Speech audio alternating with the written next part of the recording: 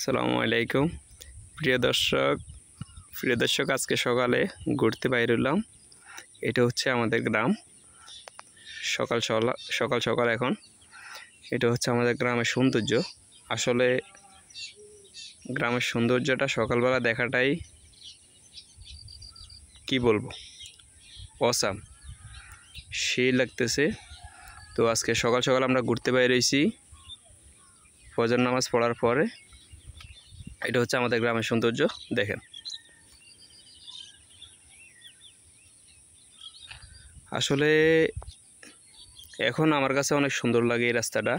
কোনো এক সময় এই রাস্তা দিয়ে প্রতিদিন যাইতাম, কিন্তু এরকম সুন্দর লাগতো না, কারণ প্রায় এই রাস্তার মধ্যে আসছি প্রায় 10 বছর পর।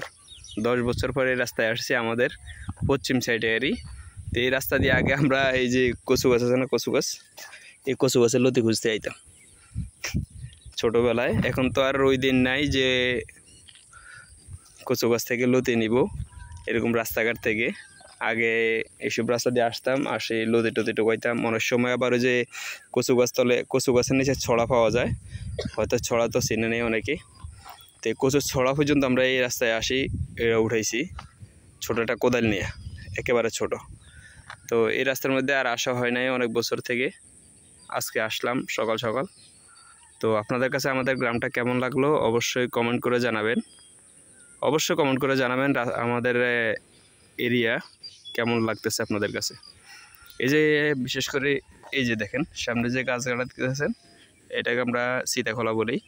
সীতা বাগান অনেক বড় আরই, এটা কোনা দেখা যাচ্ছে।